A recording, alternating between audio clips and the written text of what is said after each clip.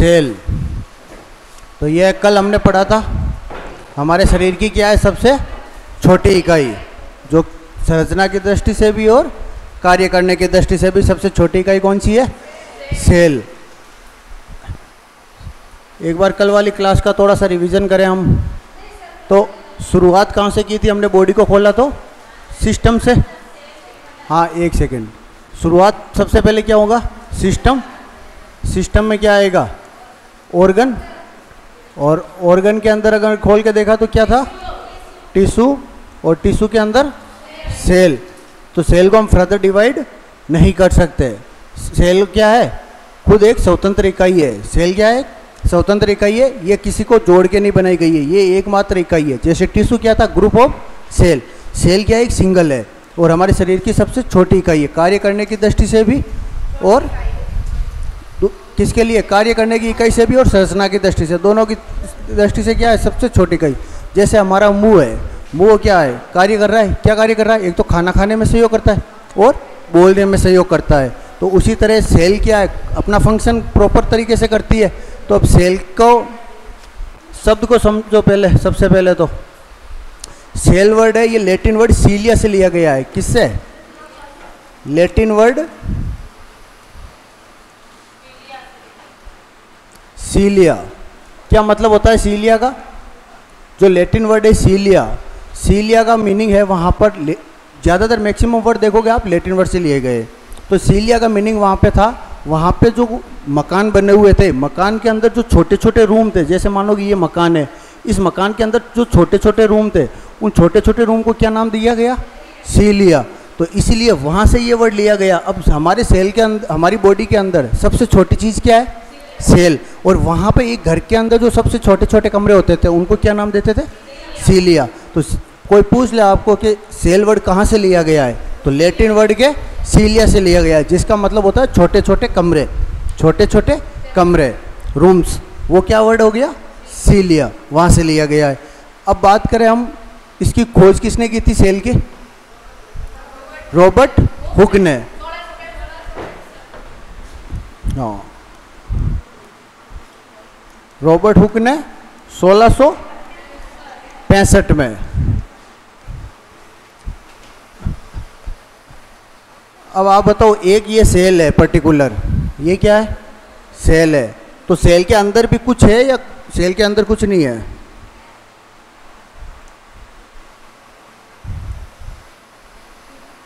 क्या सेल के अंदर कुछ है या सेल अंदर से खोखली है? ये क्या है? कार्य करने वाली इकाई है। क्या है? कार्य करने वाली। अगर ये कार्य करने वाली नहीं होती तो हम मान सकते थे कि इसके अंदर कुछ भी नहीं है। अभी जैसे कि मान लो ये डिजिटल बोर्ड है, तो बोर्ड के अंदर कुछ मशीनें हैं तभी ये बोर्ड काम कर पा रहा है। बोर्ड के अंदर क्या है? मशीनें, तभी कार्य कर पा रहा है। तो इस चीज़ को समझना। हम कहते हैं सेल शरीर की सबसे छोटी इकाई, संरचना की दृष्टि से भी और कार्य करने की दृष्टि से भी। तो इस सेल के अंदर भी क्या है? कुछ ना कुछ और पार्टिकल्स है। तो सेल के अंदर क्या क्या होते हैं? एक तो होता है हमारा माइटोकॉन्ड्रिया, हाँ, और एक होता है न्यूक्लियस, एक होता है न्यूक्लियस। और चलो वन बाय वन वर्ड हम यूज कर, वन बाय वन वर्ड के बारे में समझते हैं। सबसे पहले सेल के अंदर जो सेल का ये बाहरी आवरण है, इसको क्या नाम देंगे हम? कोशिका झिल्ली। हाँ, कोशिका झिल्ली। तो अब इसके कार्य भी साथ साथ में बता दो। कोशिका झिल्ली के क्या क्या कार्य होंगे भाई? इसको भगवान जी ने जब कोशिका झिल्ली बनाई बॉडी में, तो कुछ तो इसके कार्य बनाए होंगे, बिना कार्य के तो बनाया नहीं। हाँ, एक नंबर हो गया प्रोटेक्शन। उसके अलावा न्यूट्रिशन, ये देता है क्या? झिल्ली न्यूट्रिशन देगी? ये बाहर से एंट्री करवाती है। क्या करवाती है? बाहर से एंट्री करवाती है और अंदर की चीज़ों को बाहर निकालती है। तो बाहर से किसी को अंदर करना, क्या सब चीज़ को अंदर आने दे रही है या सेलेक्टेड चीज़ों को अंदर आने दे रही है? सेलेक्टेड चीज़ों को अंदर आने दे रही है। इसके लिए एक वर्ड यूज़ करते हैं हम, ये कैसी होती है? Selective permeability. कैसी होती है इसकी ये लेयर? Selective permeability. इसकी लेयर कैसी होती है? Selective permeability. ये जो सेल को इसेंशियल चीज़ें हैं ओनली फॉर उन्हीं को सेल के अंदर क्या करने देगी, एंट्री करने देगी।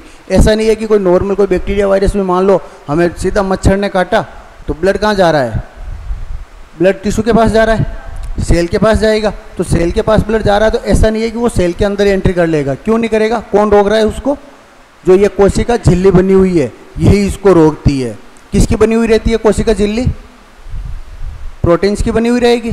हमारी बॉडी के अंदर मैक्सिमम संरचना किसकी बनी हुई रहेगी, प्रोटीन्स की। तो ये कोशिका झिल्ली भी किसकी बनी हुई है, प्रोटीन्स की बनी हुई रहती है।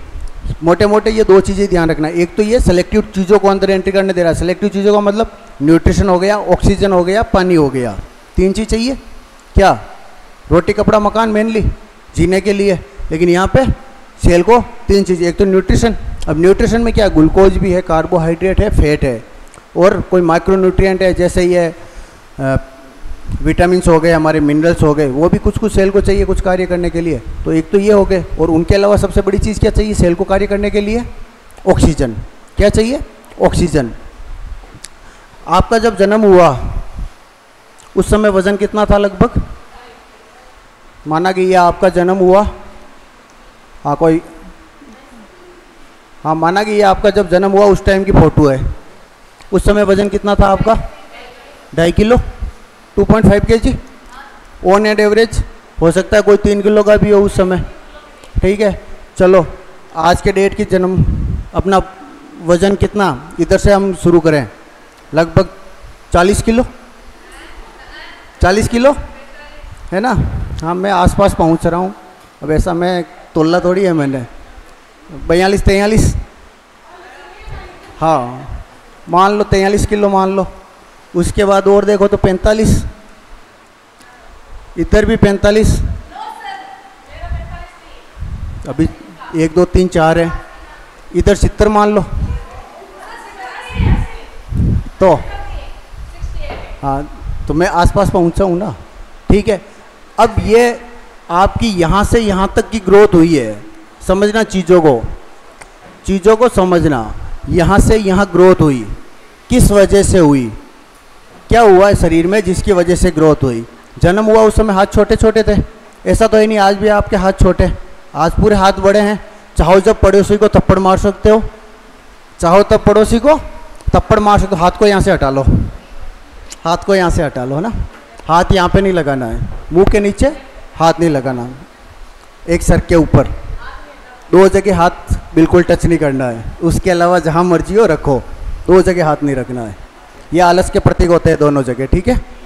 हाँ अब ये ग्रोथ हुई है, 2.5 किलो से कहाँ तक पहुँचे, लगभग 50 किलो एवरेज पूछे तो हम, एवरेज कितना होता है 50 से 60 किलो। भाई ह्यूमन बॉडी का एक नॉर्मल वेट कितना होता है 50 से 60 किलो। ये ग्रोथ कैसे हुई, कहीं ना कहीं सेल की संख्या बढ़ी, सेल की संख्या बढ़ी तभी ये ग्रोथ हुई है।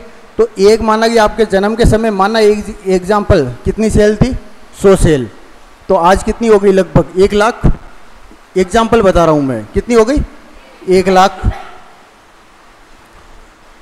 उसके अलावा क्या हुआ, क्या सेल ही बढ़ी या कुछ और भी हुआ है, सेल की संख्या ही बढ़ी या कुछ और भी सेल में, या सेल में और कुछ परिवर्तन हुआ, कोई परिवर्तन नहीं हुआ, गलत हो आप, है ना।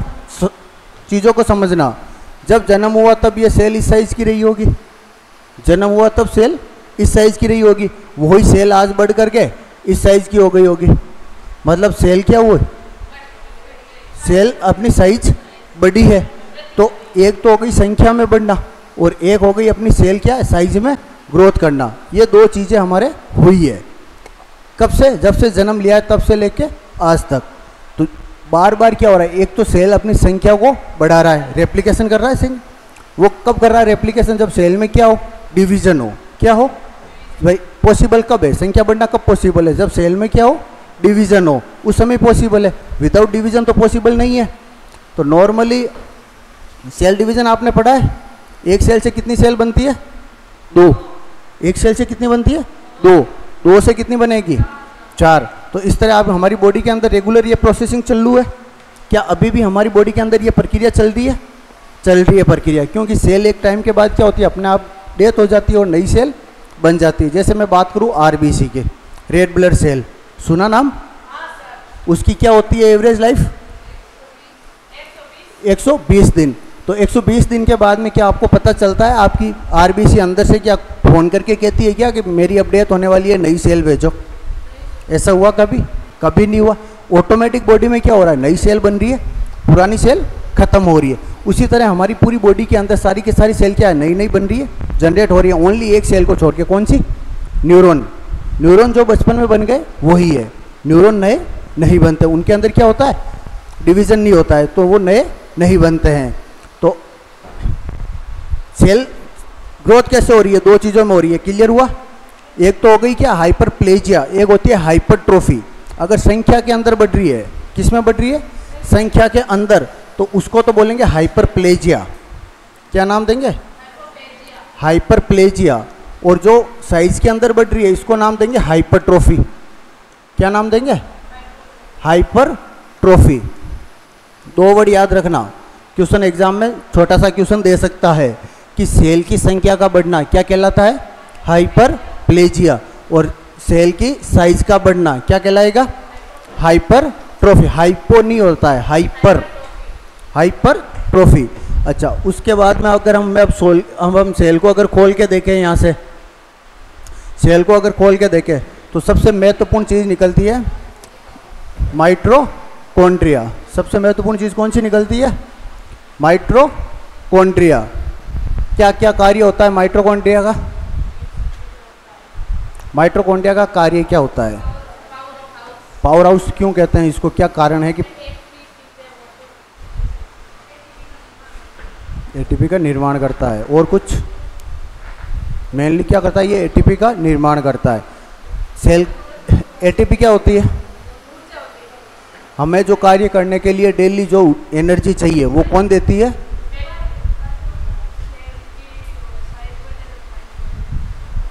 नीचे लिखा हुआ है सेल की संख्या बढ़ना क्या कहलाएगा? हाइपरप्लेजिया।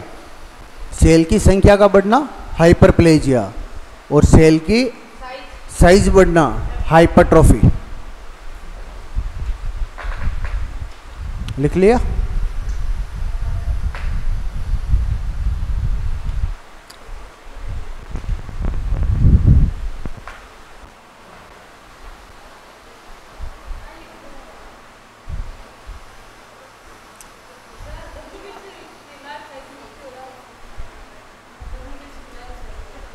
WBC की सबकी अलग अलग होती है। जब हम हेमेटोलॉजी पढ़ेंगे उस वहाँ सारी लिखवा देंगे अलग अलग, है ना। मेनली आपको याद RBC की करनी है। WBC के चक्कर में गए तो ना तो वो WBC 5 प्रकार की होती है, पढ़ा? तो पांचों की अलग अलग लाइफ साइकिल होती है। तो आपको सबकी याद नहीं करनी है, आपको उतनी याद करनी है जितनी आपके एग्जाम में आए। मैं लिखाऊंगा सारी, लेकिन याद कौन सी करनी है? ओनली RBC और प्लेटलेट, दो चीज़ों की। जब ब्लड ग्रुप, हाँ प्लेटलेट की भी लिखूंगा, उसकी तो वन डे होती है, 24 घंटे, 12 से 24 घंटे। प्लेटलेट अभी अगर किसी को चाहिए तो अभी निकाली, तुरंत वो कर दो, ट्रांसफ्यूज कर दो। वो मैं जब हेमेटोलॉजी पढ़ेंगे तब लिखाएंगे, अभी उसमें मत जाओ आप, अभी इसमें आओ, सेल में रहो, है ना।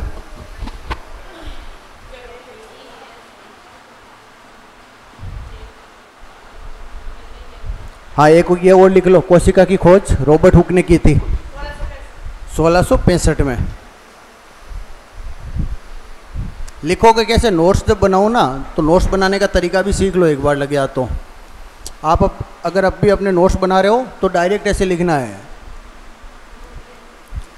कोशिका की खोज, कोशिका लिख दिया, आगे लिखो खोज किसने की थी? रॉबर्ट हुक ने। ये नाम लिख दो आगे, रॉबर्ट हुक। और कब की? 1665 में। कोचिंग में नोट्स बिल्कुल शॉर्ट में बनाओ ताकि जब आप रिवीजन करोगे तो 1 सेकंड में पढ़ लोगे, ठीक है ना।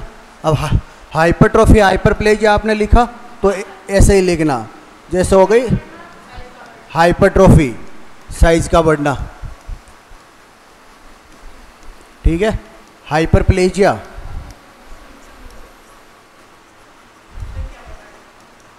संख्या का बढ़ना। अब कोई अब यहाँ कंफ्यूज नहीं होना है, यहाँ ये मत सोचना कि संख्या किसकी बढ़ी है। चर्चा हम किसकी कर रहे हैं? सारी की सारी कोशिका या सेल के बारे में हम चर्चा कर रहे हैं। क्लियर है? क्लियर है ना? सारे किसके बारे में कर रहे हैं? कोशिका के बारे में या सेल के बारे में चर्चा कर रहे हैं। चलो अब हम बात करेंगे इसके अंदर जो सबसे मेन चीज़ होती है, माइटोकॉन्ड्रिया। लिख लिया? कर दूं नेक्स्ट पेज?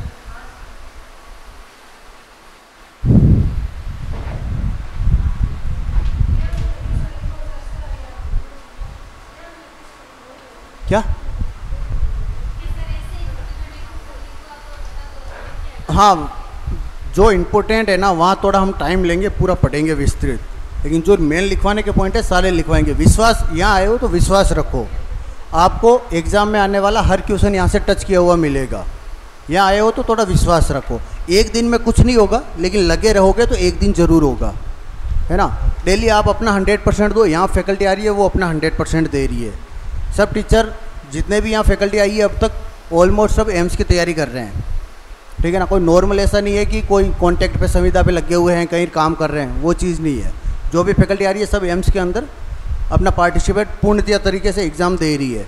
वो अलग बात है कि पता है आपको एक एम्स के अंदर 80-20 रूल है, किसी को जानकारी होगी, जिसमें 80% लड़कियों के लिए सीटें रिजर्व है। तो यहाँ पे जो भरत जी सर है, महेंद्र जी सर है, फूल जी सर है, ये सब 80-20 की वजह से पीछे रह रहे हैं। 20% सीट ऑल इंडिया लेवल पे कितनी आती है? 150 सीट लड़कों की। क्या आप मुझे सुन पा रहे हैं? वहाँ पे इनके पॉइंटों के अंदर रह रहे हैं। तो जो भी यहाँ पे आएंगे, आपको जितना आपका लेवल है ना आपके एग्जाम में पूछने के लायक, उतना हम आराम से यहाँ से पढ़ा के जाएंगे, ठीक है ना। चलो अब हम बात करेंगे किसके बारे में? माइटोकॉन्ड्रिया के बारे में। माइटोकॉन्ड्रिया को शक्तिगृह कहा जाता है, लेकिन क्यों कहा जाता है उसके बारे में सीख लो थोड़ा।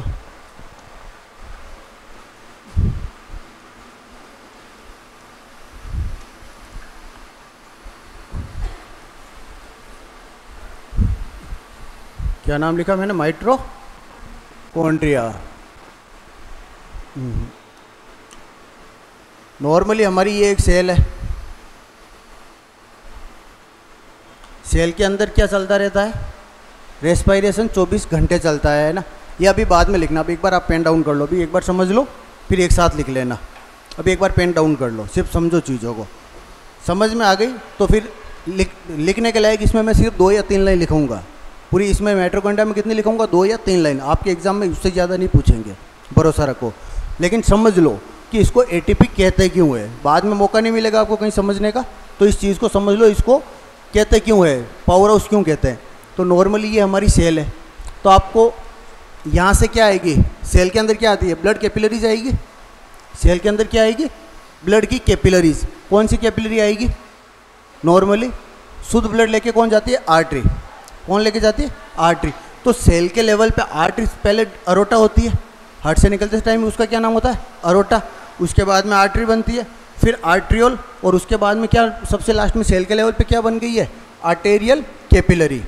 क्या नाम हो गया? Arterial capillary. अब आर्टेरियल कैपिलरी में अब सेल को क्या चाहिए? एटीपी बनानी है। तो एटीपी बनाने के लिए क्या चाहिए? एक तो कोई न्यूट्रिशन चाहिए। क्या चाहिए? न्यूट्रिशन। और उसके साथ में ऑक्सीजन। क्या चाहिए? ऑक्सीजन। अब एक चीज़ यहाँ समझना, न्यूट्रिशन के अंदर यहाँ 3 चीज़ हम नॉर्मली यूज़ करते हैं। क्या क्या यूज़ करते हैं? कार्बोहाइड्रेट, प्रोटीन और फैट। कार्बोहाइड्रेट को वो जो छोटी फॉर्म में डिवाइड होगा उसको क्या नाम कहेंगे हम? ग्लूकोज। तो 3 चीज़ हो गई, एक ग्लूकोज हो गया, प्रोटीन हो गया और फैट हो गई। 3 चीज़ हो गई। अब अगर ये हमारी इसके अंदर आ गई, सेल के अंदर आ गई है सारे के सारे प्रोडक्ट, मैं कहता हूँ अगर ये नॉर्मली हमें अभी एनर्जी मिल रही है, आप यहाँ बैठे हो, आप पढ़ाई कर रहे हो, आपको एनर्जी मिल रही है, कौन बना रहा है एनर्जी? ग्लूकोज बना रहा है। कौन बना रहा है? ग्लूकोज। किसके साथ में मिलके? ऑक्सीजन के साथ मिलके। ये दोनों मिलके कौन सी क्रिया करते हैं? ऑक्सीकरण। क्या कौन सी क्रिया करते हैं? ऑक्सीकरण। अगर यहाँ ऑक्सीकरण किसके साथ हो रहा है? ओनली फॉर ग्लूकोज के साथ में। ग्लूकोज किसके साथ है? ऑक्सीजन के साथ। अगर ये ऑक्सीजन के साथ में करे तो यहाँ पर इसको साइड में करके करते एक बार, है ना।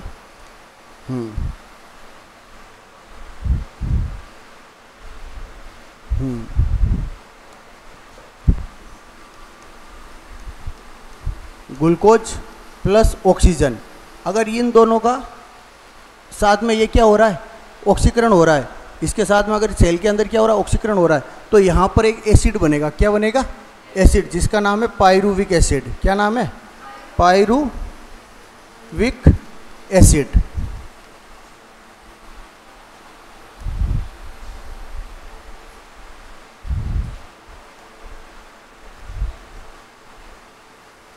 Pyruvic acid. अब होता क्या है, हमारा ये पायरुविक एसिड है, एक ग्लूकोज के अणु से, कितने, एक ग्लूकोज के अणु से ऑक्सीजन के साथ क्रिया करके 28 से 32 एटीपी, कितनी, 28 से 32 एटीपी का निर्माण करता है। 28 से लेके 32 एटीपी का निर्माण करता है। किसके साथ, ग्लूकोज के एक अणु के साथ, किस, और ग्लूकोज और ऑक्सीजन के साथ। अगर यही मान लो ऑक्सीजन के साथ नहीं करके अगर CO2 के साथ करें, किसके साथ करें, CO2 के साथ करें, तो यहाँ पर एक एसिड बनता है जिसका नाम है लैक्टिक एसिड। कौन सा बनेगा, लैक्टिक एसिड। तो क्या यहाँ एनर्जी बनेगी, यहाँ भी एनर्जी बनेगी, लेकिन यहाँ कितनी बनेगी, 2 से 3 एटीपी। कितनी बनेगी, 2 से 3 एटीपी। अभी लिखो मत आप, सिर्फ सामने ध्यान दो अभी, नहीं तो फिर ये टॉपिक ऊपर से निकल जाएगा। सिर्फ फोकस अभी बोर्ड पे रखो। यहाँ बन रही है 28 से 32 एटीपी, यहाँ बन रही है 2 से 3 एटीपी। तो क्या जितनी हमें ज़रूरत है उतनी एटीपी बन पाएगी सेल में, अगर CO2 के साथ में रेस्पिरेशन करेंगे तो, ऑक्सीडेशन होगा तो नहीं करेंगे।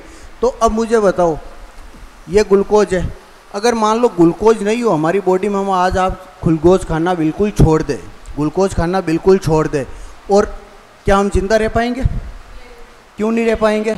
हमारे पास प्रोटीन है, फैट है, दो चीज़ें और है। क्या है, प्रोटीन है और फैट है। अगर मान लो फैट के साथ अगर ये क्रिया हो तो फैट के साथ में ऑक्सीजन मिलेगी, ऑक्सीजन मिलके पायरुविक एसिड बनाएगी, पायरुविक एसिड से फिर फैट से और ज़्यादा एटीपी बनेगी।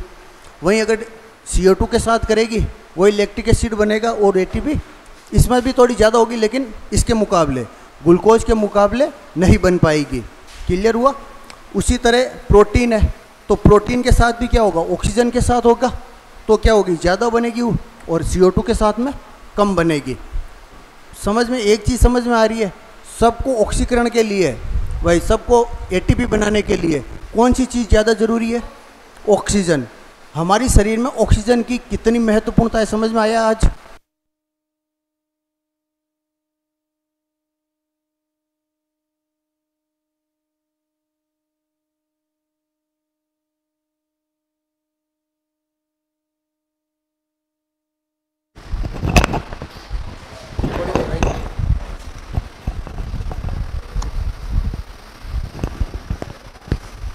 इसका वो है ऊपर का, ऐसे आवाज़ क्लियर नहीं आएगी, ये निकाल के दे, ये निकाल के दे।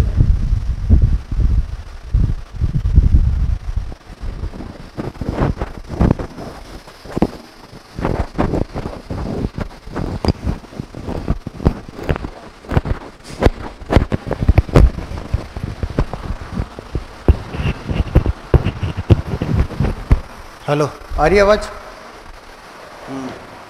कहाँ थे हम, हाँ। अब पता चल रहा है हमारे शरीर के अंदर ऑक्सीजन की क्या महत्वपूर्ण है। ये हम एक सेल की बात कर रहे हैं, किसकी, एक सेल की। तो हमारी बॉडी के अंदर सबसे छोटी इकाई कौन सी है, सेल। जहाँ से हथौड़ा लेके फोड़ोगे क्या निकलेगी, सेल। जहाँ से फोड़ोगे बॉडी को क्या निकलेगी, सेल। तो हर जगह पे हमें क्या चाहिए, ऑक्सीजन चाहिए। उसके अलावा जहाँ जहाँ ये लैक्टिक एसिड इकट्ठा होगा, जहाँ जहाँ ये लैक्टिक एसिड इकट्ठा होगा वहाँ भयंकर वाला दर्द होगा, वहाँ क्या होगा, भयंकर वाला दर्द होगा। एक डिजीज लगे हाथ तो यहीं कवर कर लेते हैं हम। नॉर्मली ये हार्ट अटैक के बारे में सुना आपने, हार्ट अटैक के बारे में सुना, तो उसके अंदर होता क्या है एक्चुअल में। ये हमारा हार्ट है, हार्ट के क्या होता है, 4 चैम्बर है हार्ट के, कितने, 4 चैम्बर। तो जो लेफ्ट वेंट्रिकल है, लेफ्ट वेंट्रिकल से क्या होता है, ब्लड बॉडी से, बॉडी के लिए सप्लाई होता है, किसके माध्यम से, अरोटा के माध्यम से। किसके माध्यम से, अरोटा के माध्यम से। अब ये सप्लाई हो रहा है पूरी बॉडी को। तो हार्ट को भी तो क्या, खुद को कार्य करने के लिए इसकी मायोकार्डियम मसल है, उसको क्या चाहिए, ऑक्सीजन चाहिए। मायोकार्डियम को क्या चाहिए कार्य करने के लिए, ऑक्सीजन चाहिए। अब इसको सप्लाई करने के लिए यहाँ से कोरोनरी आर्टरी निकलती है। कौन सी आर्टरी निकल रही है, कोरोनरी आर्टरी, चीज़ों को थोड़ा सा समझना है ना। ये निकली यहाँ से कोरोनरी आर्टरी और ये आगे जाके डिवाइड हो गई, आगे जाके डिवाइड हो गई और यहाँ से पूरे हार्ट को सप्लाई करेगी। अब एक्चुअल के अंदर इसके अंदर ब्लड सप्लाई कब होती है वो चीज़ को समझना। नॉर्मली हमारे हार्ट के अंदर सप्लाई कब होगी, जब हार्ट क्या करेगा, पंप करेगा।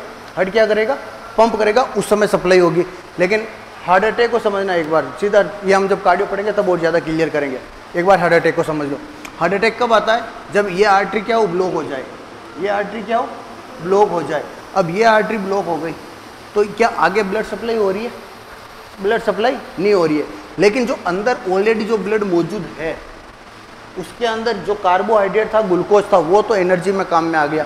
लेकिन वहाँ प्रोटीन और फैट अवेलेबल है, प्रोटीन और फैट अवेलेबल है। क्या वहाँ ऑक्सीजन अवेलेबल है, ऑक्सीजन जो थी वो काम आ गई। अब वहाँ अवेलेबल क्या है, कार्बन डाइऑक्साइड, CO2 तो वहाँ अवेलेबल है। तो यहाँ पे क्या होगा, CO2 के साथ में ये क्रिया करेगा, CO2 के साथ में क्रिया करेगा। अगर CO2 के साथ में क्रिया करेगा तो क्या बनेगा, लैक्टिक एसिड। तो मैंने क्या बताया अभी, जब जब लैक्टिक एसिड बॉडी में इकट्ठा होगा तो दर्द होगा। अब पता चल रहा है हार्ट अटैक के अंदर दर्द क्यों होता है, दर्द कौन करता है। क्या हार्ट के अंदर कोई वो गांठ थोड़ी पड़ रही है, एंटन थोड़ी आ रहे हैं, क्या हो रहा है, मेन लैक्टिक एसिड इकट्ठा हो रहा है, दर्द उसकी वजह से होता है। हुआ ना क्लियर। तो लैक्टिक एसिड दो काम है, एक तो एटीपी भी कम देगा और क्या करेगा, पेन करेगा, दर्द करेगा। आप अभी यहाँ आते हो, सुबह बैठते हो पढ़ने के लिए, नॉर्मली कोई मान लो फिजिकल कार्य आप नहीं करते हो और आपको बोले कि आप एक दिन गए दौड़ने के लिए या खेलने के लिए गए, आपने दिन भर कबड्डी खेल ली, अगले 2-3 दिन आराम से सोए रहोगे घर पे, क्या कहोगे, मेरे बॉडी में क्या हो रहा है, दर्द हो रहा है। क्यों हो रहा है दर्द, क्योंकि आपको खेलने में ऊर्जा चाहिए, एक्स्ट्रा एनर्जी चाहिए। आप नॉर्मल कुछ कार्य नहीं कर रहे हो तो आपकी नॉर्मल शरीर का काम जो चल रहा है उतनी शरीर एनर्जी बना रहा है। लेकिन आपने खेला, खेलने से एक्स्ट्रा एनर्जी की जरूरत पड़ी, बॉडी में एक्स्ट्रा एनर्जी बनाई, बॉडी ने एक्स्ट्रा एनर्जी बनाई तो क्या जितनी बॉडी को आदत थी कि उसको हमेशा कितने ऑक्सीजन के अणु देने हैं, माना कि 100 अणु देने हैं ऑक्सीजन के, लेकिन आपने एक्स्ट्रा काम किया, एक्स्ट्रा ऊर्जा बनी। एक्स्ट्रा ऊर्जा बनी तो क्या 100 जितनी डेली जितनी सप्लाई होगी या कुछ सप्लाई बढ़ेगी, सप्लाई बढ़ गई, मान लो कि 150 हो गई, कितने अणु हो गए, 150। लेकिन आपको जरूरत थी 200 अणु की, कितने अणु की, 200 अणु की, तो 50 अणु तो कम बढ़े, 50 अणु ऑक्सीजन के तो कम पहुंचे सेल के पास में। तो फिर वो एनर्जी कहाँ से बनाएगा, एनर्जी बनाएगा किससे, CO2 के साथ में करके। अब CO2 के साथ में करके बनाएगा तो पूरी बॉडी में लैक्टिक एसिड बना कि नहीं बना, बनेगा। तो इसीलिए कुछ कार्य करने के बाद में 2 दिन तक हाथ पैर दर्द करते हैं, शरीर दर्द करता है। क्यों करता है, क्योंकि लैक्टिक एसिड वह बन गया। हमारे जो खिलाड़ी होते हैं, जो फुटबॉल खेलता है वो खिलाड़ी कम से कम एक दिन में, एक मैच में 10 से 12 किलोमीटर रनिंग करता है, क्या उनके हाथ पर दर्द नहीं करते, नहीं करते। क्यों नहीं करते, क्योंकि वो डेली एक्सरसाइज करते हैं। एक्सरसाइज करने से उनकी बॉडी ऑक्सीजन को कंज्यूम करने की हैबिचुअल है। लेकिन क्या हमारी बॉडी एक पूरा कार्य करने के लिए काबिल है, क्या हमारी बॉडी इसके काबिल नहीं है, इसलिए हमारे ये दर्द होता है, कुछ भी एक्स्ट्रा काम करने से दर्द होता है। क्लियर हो गया। तो ये हो गया हमारा। लेकिन ये जो एटीपी बना रहा है इसके अंदर मुख्य रोल किसका है, ये कार्य करवाने का मुख्य रोल किसका है, ये करवाता है हमारा माइटोकॉन्ड्रिया। कौन करवाता है, माइटोकॉन्ड्रिया। तो इसलिए माइटोकॉन्ड्रिया को क्या कहते हैं, power house of cell. Cell के अंदर ये कौन करवा रहा है, ये काम ये करवा रहा है माइटोकॉन्ड्रिया। कौन करवा रहा है, माइटोकॉन्ड्रिया पूरा कार्य। भाई कोई तो एक होगा। अभी आप यहाँ पढ़ रहे हो तो हमें ऊपर से निर्देश मिले कि इतने बजे से इतने बजे तक ये सर क्लास लेंगे, फिर बाद में मेरी क्लास है, उसके बाद आपके और सर आएंगे। ऊपर से निर्देश मिल रहा है, उसके अकॉर्डिंग क्लास हो रही है आपकी। ऐसा तो है नहीं कि जब चाहे जो आके 3 टीचर साथ में आके पढ़ा रहे हैं, 3 साथ में तो आगे नहीं पढ़ा रहे, एक टाइम में एक टीचर आ रहा है आपके। तो उसी तरह इसको ऑर्डर कौन कर रहा है, सेल को ये कार्य करने के लिए कौन करवा रहा है, पूरा का पूरा माइटोकॉन्ड्रिया करवा रहा है। इसलिए माइटोकॉन्ड्रिया को क्या कहते हैं, पावर हाउस या शक्ति गृह। क्लियर हो गया। आपके क्वेश्चन आएगा तो यही पूछेगा कि भाई सेल का पावर हाउस किसे कहते हैं, माइटोकॉन्ड्रिया को। किसी का गलत नहीं होना चाहिए, ठीक है ना। कोई आके मुझे ये नहीं कहेगा कि मेरा सर ये क्वेश्चन गलत हो गया। हाँ हाँ, ये तो कंफर्म मान के चलो। कोशिश करेंगे एनएम के एग्जाम से पहले आपको लगभग हर टॉपिक यहाँ से टच कर ले। बड़े कुछ टेस्ट भी लेंगे, तो टेस्ट के अंदर जो क्वेश्चन थे उनको ढंग से रट के जाना एग्जाम से पहले। टेंशन होती है एग्ज़ाम से पहले हम क्या पढ़े। तो एग्ज़ाम से पहले जो आपको यहाँ क्लास के अंदर टेस्ट ले, उन टेस्ट के क्वेश्चनों को पढ़ना ढंग से। उम्मीद है कि वहाँ क्वेश्चनों में से काफ़ी क्वेश्चन मिलेंगे, हम उम्मीद कर रहे हैं इसी पूरी। क्लियर है क्या? हाँ लिखाएंगे, ये आपको सिर्फ समझना है, इसको लिखना नहीं है पूरा। हाँ पायरुविक एसिड और एक है लैक्टिक एसिड। क्लियर? अब यहाँ पर क्या हो रहा है, एक तो ऑक्सीजन काम आ रही है, और क्या काम आ रहा है, ग्लूकोज काम आ रहा है, प्रोटीन काम आ रहा है, फैट काम आ रहा है। तो यहाँ पे ग्लूकोज, प्रोटीन और फैट का क्या हो रहा है, मेटाबॉलिज्म हो रहा है। क्या हो रहा है? मेटाबॉलिज्म हो रहा है। लेकिन मैक्सिमम किसका होगा? सबसे ज़्यादा ग्लूकोज का। सबसे ज़्यादा किसका होगा? ग्लूकोज का। जब ग्लूकोज नहीं होगा तब जाके किसका होगा? फैट का। जब फैट नहीं होगी तब जाके किसका होगा? प्रोटीन का। ग्लूकोज का मतलब यहाँ से आपको समझना है कार्बोहाइड्रेट। क्या है? कार्बोहाइड्रेट। कार्बोहाइड्रेट को क्या कहते हैं? ग्लूकोज। प्रोटीन नहीं कहते हैं, कार्बोहाइड्रेट प्रोटीन अलग चीज़ है। हमारे मेन 3 न्यूट्रिशन होते हैं, कार्बोहाइड्रेट, एक फैट, एक प्रोटीन। तो कार्बोहाइड्रेट क्या है? ग्लूकोज को ही कहते हैं। जब वो कन्वर्ट हो जाता है तो फिर किसमें हमारी बॉडी में स्टोरेज रहता है? ग्लूकोज की फॉर्म में स्टोरेज रहता है। क्लियर हुआ? लिखो mitochondria word.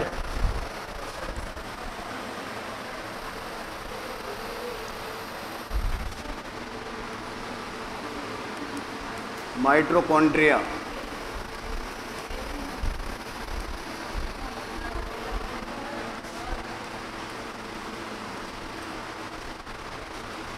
Power house of cell.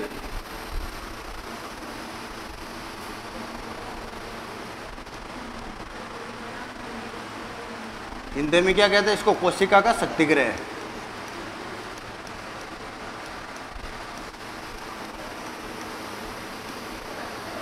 कोशिका का शक्तिगृह।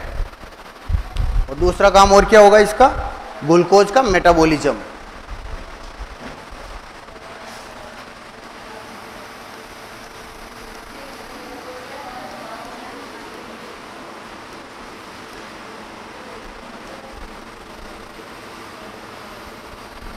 ग्लूकोज का मेटाबॉलिज्म।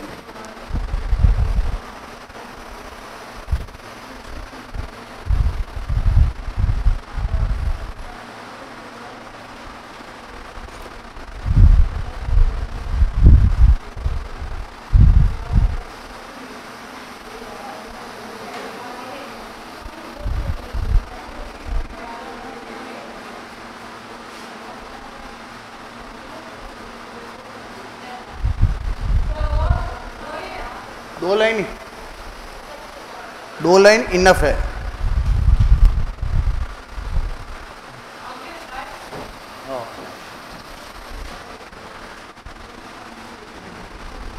अब आपने यहाँ पर ये एटीपी बना ली। समझना एक बार चीज़ को, इनको न्यूट्रिशन को, इनको मेटाबॉलिज्म करा के यहाँ पे क्या बना ली? एक तो बन गई एटीपी। और क्या बनेगा यहाँ पर? और कुछ बनेगा या ओनली एटीपी बनेगी? ये ऊर्जा एटीपी का ही तो नाम है। और क्या बनेगा सेल के अंदर? ऑक्सीजन का यहाँ काम आ गई। तो दूसरा चीज़ यहाँ और क्या बनेगी? एक ऑक्सीजन और इसका ग्लूकोज काम आ गए, तो यहाँ पे बन गया एटीपी। और क्या कुछ बनेगा या और कुछ नहीं बनेगा? यहाँ पे O2 कन्वर्ट हो जाएगी CO2 में। O2 किस में कन्वर्ट होगी? CO2 के अंदर। तो एटीपी और CO2 ये दोनों कहाँ पे जाएंगे वापस? इधर से एटेरियल कैपिलरी जा रही थी, इधर कौन सी आएगी? Venous capillary. कौन सी आएगी? Venous capillary. तो इधर से वेन स्टार्ट हो जाएगी सेल के लेवल पे। तो वेन स्टार्ट हो गई तो यहाँ पे क्या? CO2 आ गई। किस में आएगी? वेन्स के अंदर। और इसी को क्या नाम देते हैं? रेस्पायरेशन। कौन सा? रेस्पायरेशन दो प्रकार के होते हैं, एक तो जो हम एक्सटर्नल कर रहे हैं वो, एक होता है इंटरनल रेस्पायरेशन, आंतरिक रेस्पायरेशन, और इसी का दूसरा नाम है सेलुलर रेस्पायरेशन। क्या नाम है? Cellular respiration.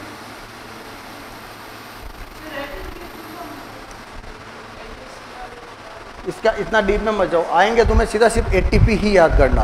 आज तक एटीपी की कोई कहीं फुल फॉर्म नहीं पूछी है। ज़्यादा डीप में जाओगे तो चीज़ें सारी भूल जाओगे। चीज़ों को है ना, अभी तुम्हारे पास टाइम शॉर्ट है, ओनली फॉर 2 मंथ है, 60 दिन मान के चलना है। कहीं ना कहीं 5-6 दिन तो इधर उधर देखो डिस्टर्ब हो जाता है, बीमार भी हो जाओ, कोई घर में कार्य भी आ जाए। दिन कितना है? Only 60 days. उसके हिसाब से जितनी चीज़ें शॉर्ट पढ़ सकते हो उतनी पढ़ो, ज़्यादा किसी चीज़ के डीप में घुसने की कोशिश मत करो। जहाँ इंपॉर्टेंट लगेगा कि यहाँ समझाना जरूरी है वो चीज़ हम समझा देंगे। मैंने माइटोकॉन्ड्रिया में टाइम लिया क्योंकि यहाँ से क्वेश्चन पूछते हैं।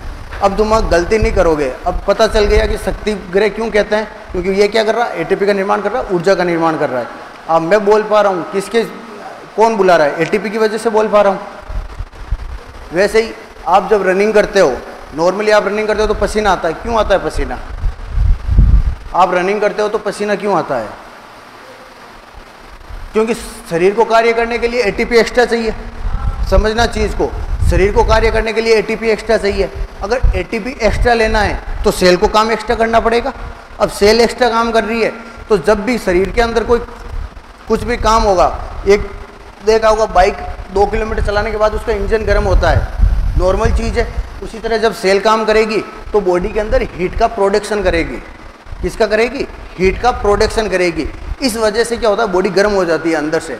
तो इस वजह से क्या हो रहा है? पसीना होता है। जब हम सर्दियों में दौड़ते हैं तब भी पसीना होता है। एक अभी गर्मी के मौसम में पसीना हो रहा है, ये पसीना कौन करवा रहा है? हाइपोथैलेमस करवा रहा है।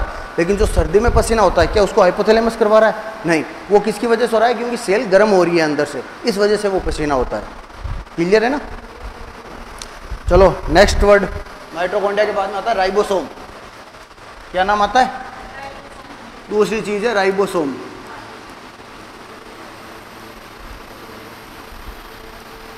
पहला हो गया माइटोकॉन्ड्रिया, दूसरा हो गया राइबोसोम।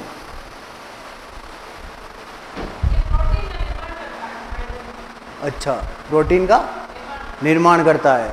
ये बना हुआ किससे रहता है? राइबोसोम बना हुआ किसका रहता है?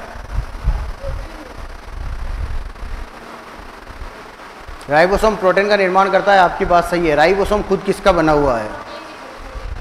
प्रोटीन का ही बना हुआ है। ये खुद भी किसका बना हुआ है? प्रोटीन का ही बना हुआ है। और ये क्या करता है? प्रोटीन का निर्माण करता है। तो प्रोटीन का निर्माण करता है, इसलिए इसको क्या नाम देते हैं? प्रोटीन की फैक्ट्री भी कहते हैं।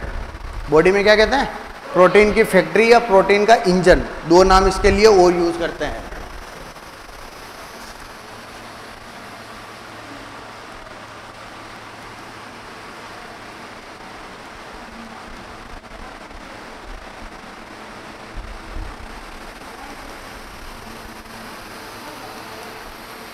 प्रोटीन फैक्ट्री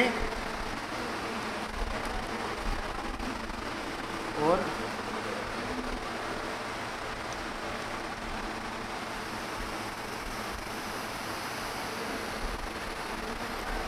सेल का, प्रोटीन का इंजन।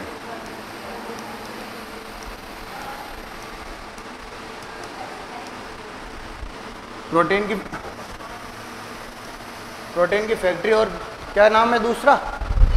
प्रोटीन का इंजन भी किसको कहते हैं? राइबोसोम को कहते हैं। आपको ये नहीं लिखना है कि प्रोटीन की बनी हुई रहती है, ये नहीं पूछेंगे क्वेश्चन में। एग्जाम में पूछेंगे सीधा, सेल के अंदर प्रोटीन फैक्ट्री किसको कहते हैं, तो डायरेक्ट नाम क्या दोगे? राइबोसोम। क्लियर है? एक एक दो लाइन लिखनी है जो एग्जाम में पूछ सकते हैं। उसके अलावा ज़्यादा रामायण नहीं लिखेंगे हम। जहाँ चीज़ समझने होगी वहाँ पूरी समझाएंगे खोल के। और क्या आता है? तीसरा नाम बताओ।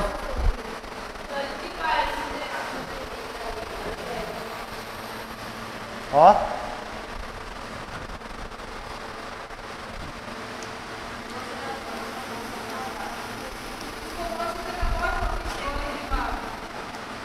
गोल्जी अपार्टेस।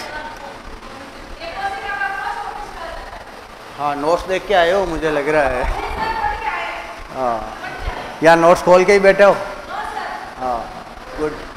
गोल्जी अपार्टेस, इसका काम क्या है? इसका काम है कि जो सेल के अंदर प्रोटीन का निर्माण हुआ है, जो सेल के अंदर प्रोटीन का निर्माण हुआ है, अभी आप यहाँ आ रहे हो पढ़ने के लिए, ठीक है? पढ़ाने के लिए कौन है? सर ने व्यवस्था की यहाँ पढ़ाने के लिए। पढ़ा कौन रहा है?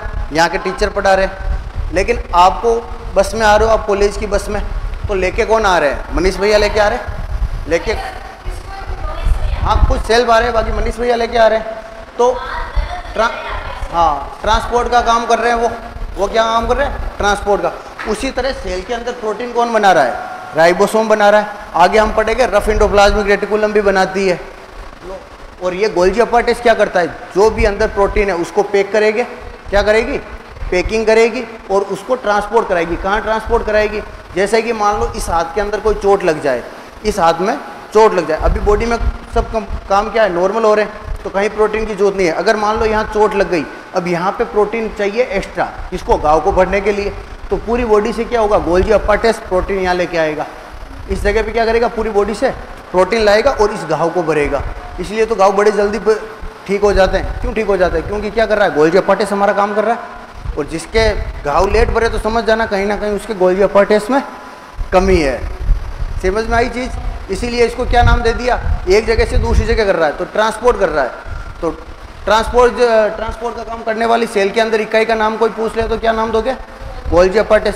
पोस्टमैन का क्या नाम काम होता है, पोस्टमैन का काम डाक को घर तक पहुंचाना, तो पोस्टमैन का कार्य करने वाली इकाई का नाम गोल्जी अपार्टिस। लिखो 2 लाइन इसमें, postman of the cell.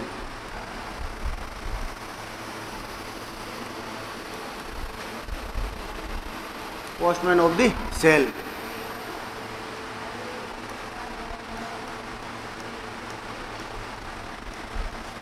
Transport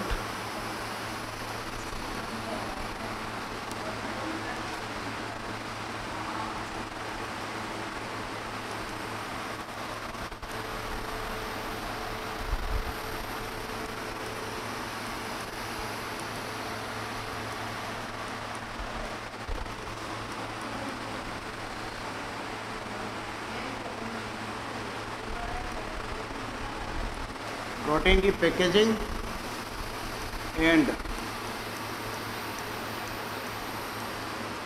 transporting का कार्य है कौन करता है, Golgi apparatus. Packaging, PACK packaging, pack करना किसी चीज को, PACKEGING पैकेजिंग करना।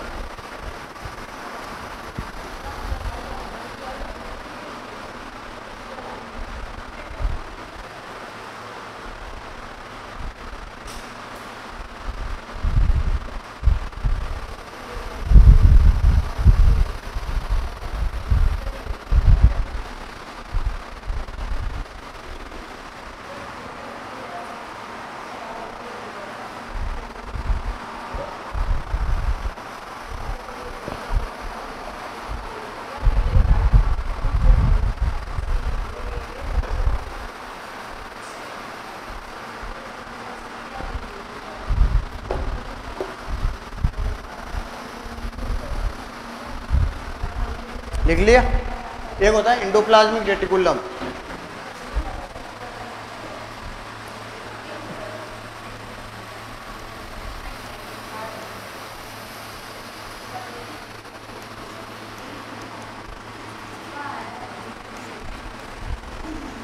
क्या नाम है, एंडोप्लाज्मिक रेटिकुलम।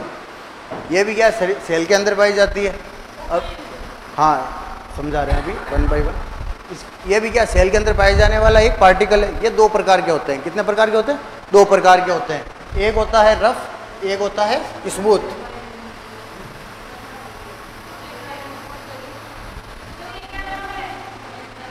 एंडोप्लाज्मिक रेटिकुलम,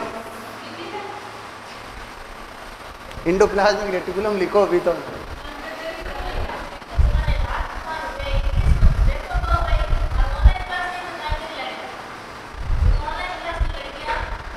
अच्छा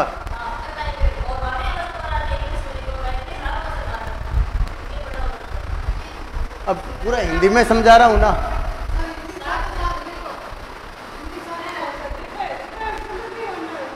हिंदी मैंने लिख दिया ना, फिर आपको वो ना तो कुछ समझ में आएगा ना याद होगा।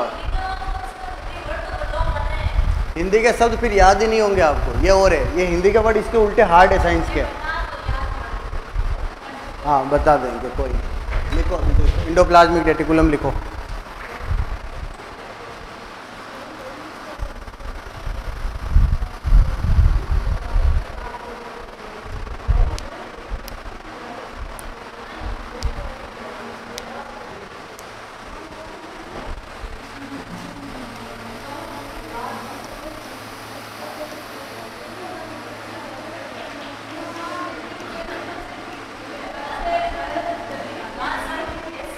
अंतःप्रदत्त जालिका।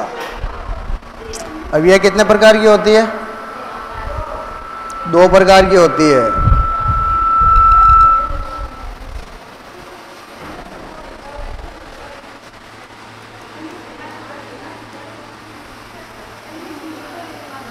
Rough endoplasmic reticulum.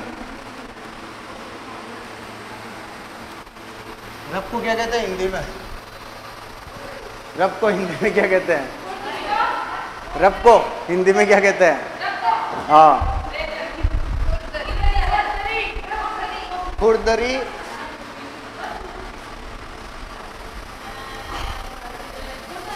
हाँ, आगे अंतःप्रदत्त जालिका।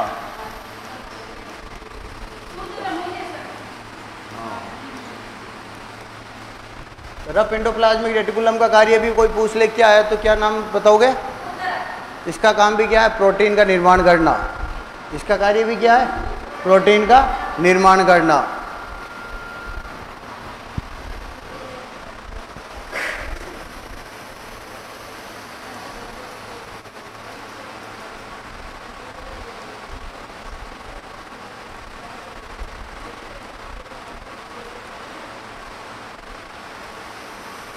प्रोटीन का निर्माण करना। एक होती है स्मूथ एंडोप्लाज्मिक रेटिकुलम। कौन सी? ये 2 प्रकार की होती है अंतःप्रदत्त जालिका। एक होती है रफ एंडोप्लाज्मिक रेटिकुलम जिसका कार्य है प्रोटीन का निर्माण, प्रोटीन का सिंथेसिस करना, और सेकंड होती है smooth endoplasmic reticulum. Smooth endoplasmic reticulum.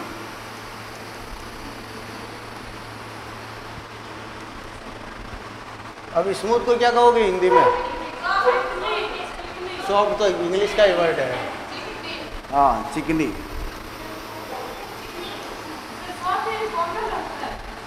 अच्छा, हाँ लिखो, अभी लिखो, है ना। इसका काम क्या है स्मूथ एंडोप्लाज्मिक रेटिकुलम का? इसका मुख्य कार्य है कैल्शियम का स्टोरेज करना। किसका?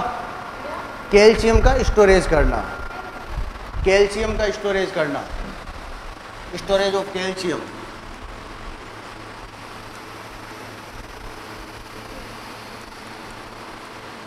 Storage of calcium.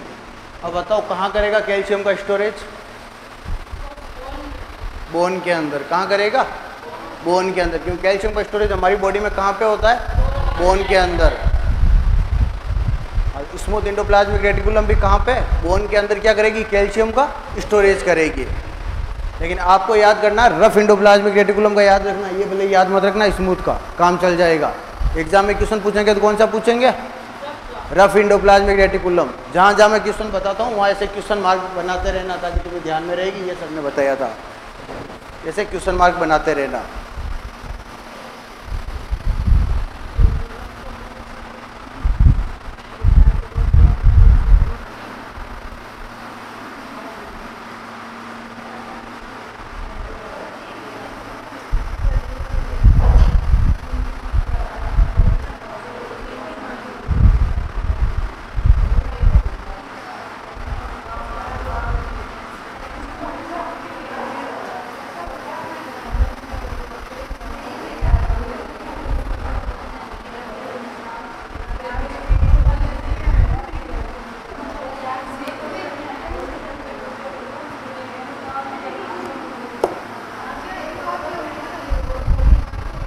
नेक्स्ट क्या नाम लिखूं? और 4 हो गए, और क्या होगा?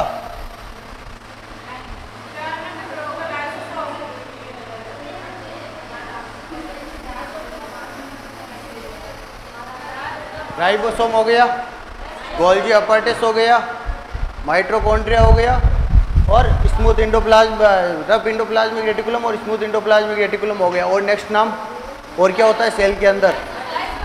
लाइसोसोम। ठीक है, लाइसोसोम का कार्य कौन बताएगा?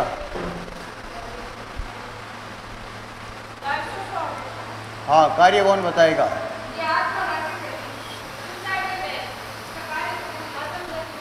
क्यों कहते हैं इसको आत्मघाती थैली? काम क्या है, इसका मुख्य कार्य क्या है, इसका मुख्य कार्य क्या है, इसका मुख्य कार्य अगर सेल के अंदर बाहर से कोई बैक्टीरिया या वायरस आ जाए उसको मारने का काम करेगी ये कौन, लाइसोसोम। तो कई बार क्या होता है ये अपनी सेल को खुद को डिस्ट्रॉय कर देती है, इस वजह से इसको क्या कहते हैं, आत्मघाती थैली। अब बाहर से कोई रक्षा कर रहा है तो रक्षा करने वाले को हम एक नाम देते हैं, क्या नाम देते हैं, जैसे हमारी तीनों सर्विसेज को मिला के एक नाम देते हैं हम, हमारी 3 सेनाएं, थल सेना, वायु सेना, जल सेना, तीनों सेनाओं को एक नाम देते हैं डिफेंस, डिफेंस नाम देते हैं तीनों को। तो डिफेंस का मतलब क्या होता है, हमारी रक्षा करने वाला।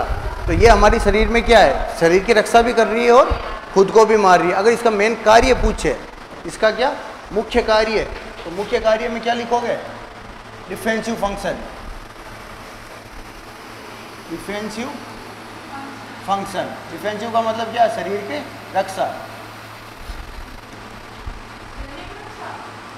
हाँ, रक्षा करना। क्या कहा, क्या कार्य हो गया, खुद की सेल की खुद की रक्षा करेगी ये। लेकिन कई बार क्या होता है ये खुद को, सेल को खुद को ही है ना खा जाती है। इसे डाउट होता है कि ये क्या बाहर की बॉडी है, बाहर की बॉडी है, तो ये क्या करता है पूरी सेल को डिस्ट्रॉय कर देती है।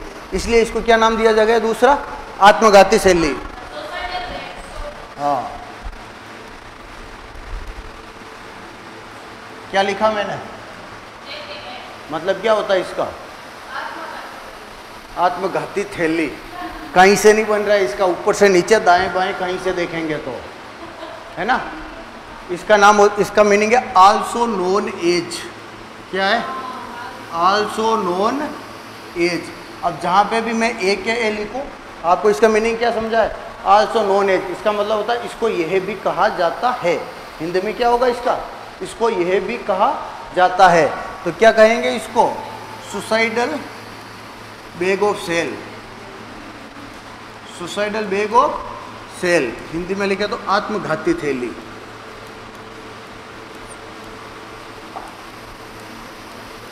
आत्मघाती थैली।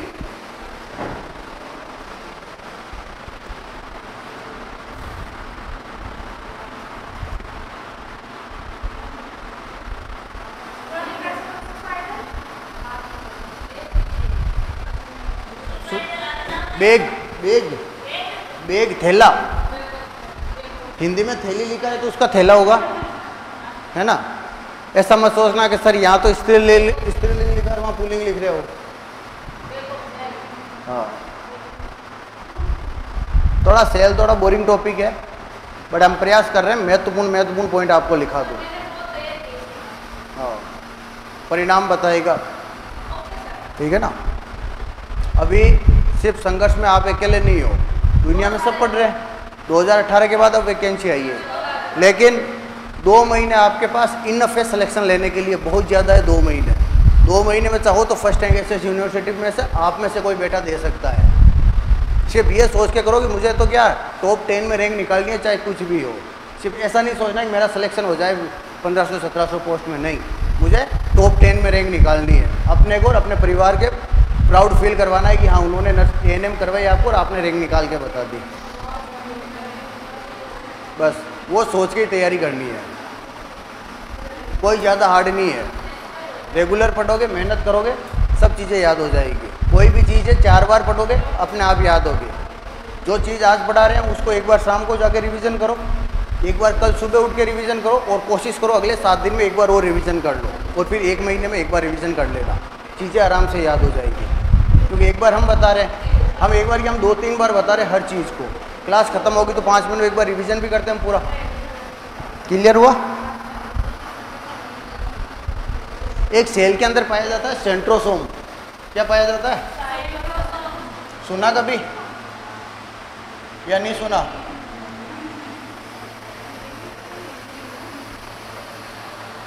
एक क्या,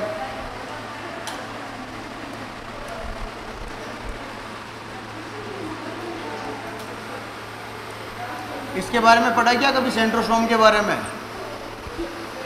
सेंट्रोसोम के बारे में पढ़ा कभी? क्या कहा ये होता है इसका? ये हमारे मनुष्य के अंदर नहीं पाया जाता है, ये ओनली किस में पाया जाता है, पशुओं में, ओनली पशुओं में पाया जाता है। तो क्वेश्चन ऐसा भी आ जाए मनुष्य के सेल में कौन सा नहीं पाया जाता है, और ऑप्शन में सेंट्रोसोम हो तो सही आंसर क्या होगा? सेंट्रोसोम। मनुष्य की सेल के अंदर क्या नहीं पाया जाता है? क्वेश्चन आ गया, 4 ऑप्शन दे दिए और ऑप्शन में सेंट्रोसोम दे दिया, तो आंसर क्या जाएगा? सेंट्रोसोम, क्योंकि ये ओनली किस में पाया जाता है? पशुओं में।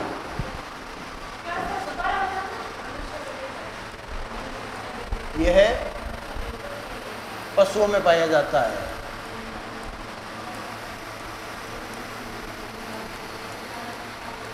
किसमें पाया जाता है? पशुओं में। अगर क्वेश्चन आ जाए कि निम्न में से क्या मानव की सेल में नहीं पाया जाता है, ऑप्शन दे दिए 4, माइटोकॉन्ड्रिया, गोल्जी अपार्टेस, सेंट्रोसोम और एक लाइसोसोम, तो आंसर करेक्ट क्या होगा उसमें? सेंट्रोसोम, क्योंकि ये किस में पाया जाता है? पशुओं में पाया जाता है।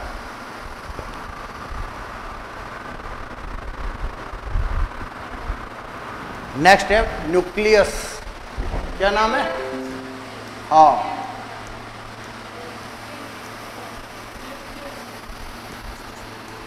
हिंदी में कहे तो इसको केंद्रक। इसका पहला क्वेश्चन पूछते हैं एक, तो इसकी खोज किसने की? सेल की खोज किसने की? सेल की खोज किसने की थी? रॉबर्ट हुक ने। इसकी सेल की थी रॉबर्ट ब्राउन ने। Robert brown.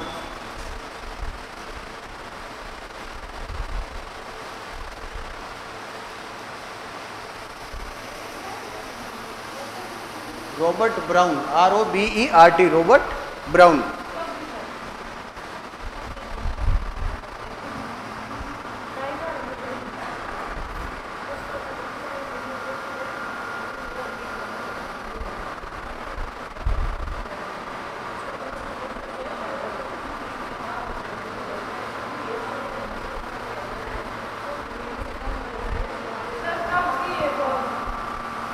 इसका सन नहीं है अभी, आप बस इतना याद कर लो। सेल के बारे में पूछते, सेल की खोज कब की? बस जो एसेंशियल चीज़ें मैं सारी लिखाऊंगा, जितनी भी जरूरी चीज़ें मैं सारी लिखाऊंगा आपको, ठीक है?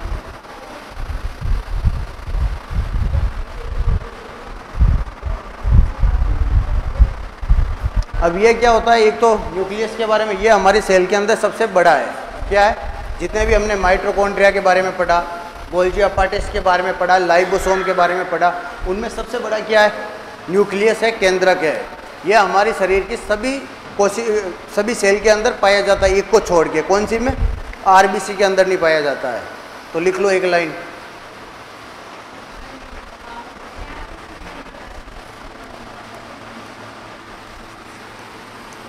यह कोशिका में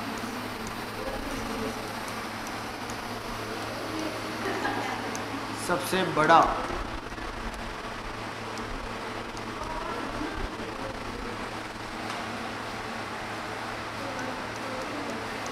अंग होता है। और सेकंड लाइन, यह शरीर की समस्त कोशिकाओं में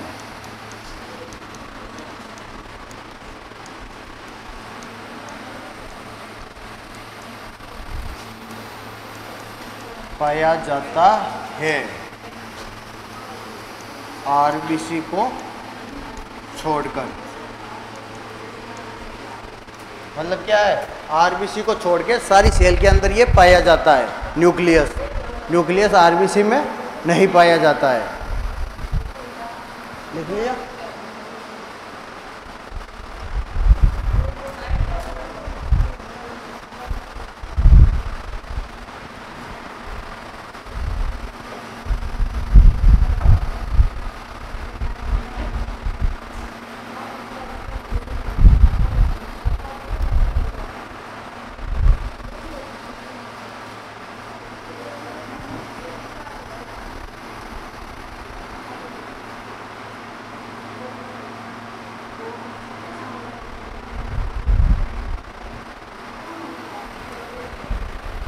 कोशिका झिल्ली के बारे में लिख लिया? लिख लो एक लाइन कोशिका झिल्ली के बारे में। ये क्या है? सेल के बाहरी आवरण है। कोशिका झिल्ली, सेल मेम्ब्रेन।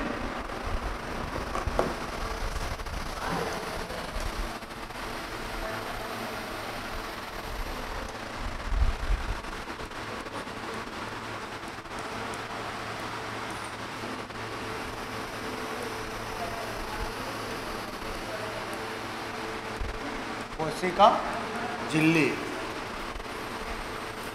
कहाँ स्थित होगी? है सेल का बाहरी आवरण को कहते हैं। किसको कहते हैं? सेल के बाहरी आवरण को। तो लिखो एक लाइन,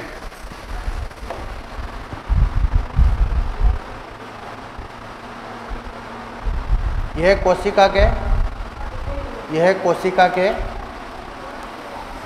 बाहर, यह कोशिका के बाहर चारों तरफ स्थित होती है। क्या हुआ? कोई डाउट हो तो पूछ लेना, है ना? क्या हुआ? हाँ, सबको पूछ रहा हूँ मैं, किसी को भी कोई भी डाउट हो क्लास में तो पूछ लेना, मन में मत रखना। किसी भी टॉपिक के ज़्यादा अंदर नहीं घुसना है, जितना लिखा है उतना पढ़ना है। क्यों? अब 2 महीने का टाइम है, 2 महीने में पूरा तो आप पढ़ नहीं पाओगे, लेकिन जो एग्ज़ाम में आने के लायक पॉइंट है वो सारे के सारे आपको टच करने हैं। लिख लिया? ये सेल के कोशिका के क्या बाहर चारों तरफ स्थित होती है।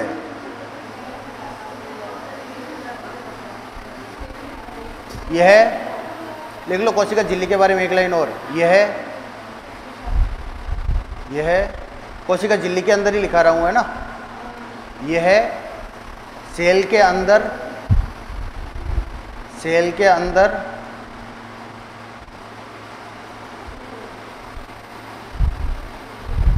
ब्लड, सेल के अंदर ब्लड, खून में उपस्थित न्यूट्रिशन उपस्थित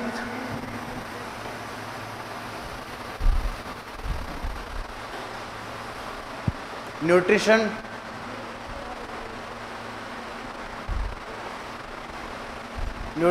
तथा ऑक्सीजन को सेल के अंदर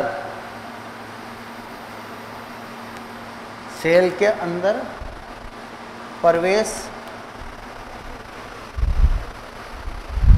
करवाती है। सेल के अंदर प्रवेश करवाती है तथा बाहर किसको निकालेगी? जो भी एक्स्ट्रा एटीपी है, वेस्ट प्रोडक्ट है और CO2 है, तीनों को। तो लिखो इसमें आगे, यह है एक्स्ट्रा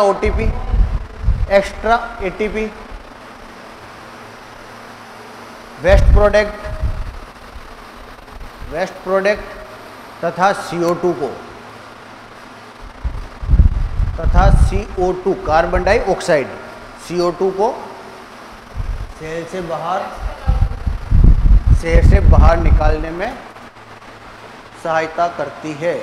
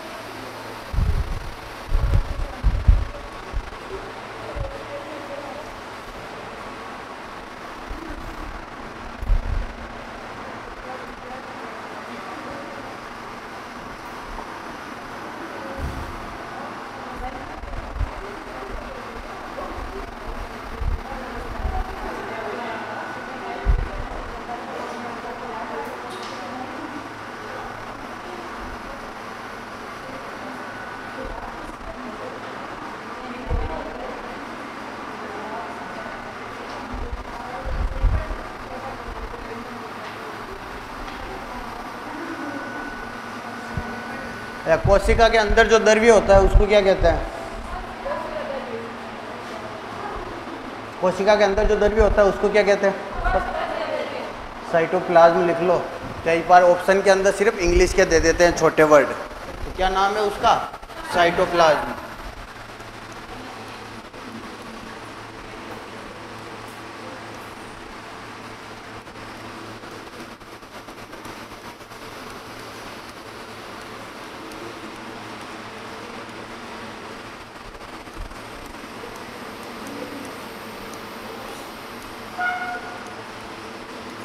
कोशिका के अंदर उपस्थित द्रव्य को।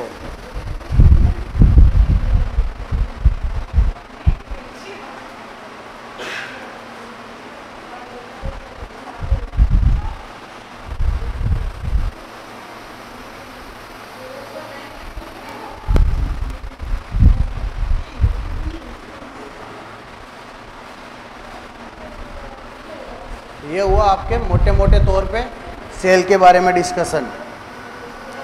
क्लियर है?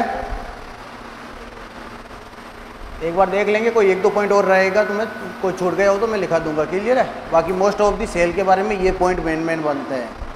अब हमें शुरू करनी है किसके बारे में? सिस्टम के बारे में शुरू करनी है। तो सबसे पहले कौन सा? कार्डियोवास्कुलर सिस्टम ले ले। हाँ, क्या कोई बोला अभी पीछे से? तो सबसे पहले हम कार्डियो के बारे में चर्चा कर लेते हैं। सर बनिए, हाँ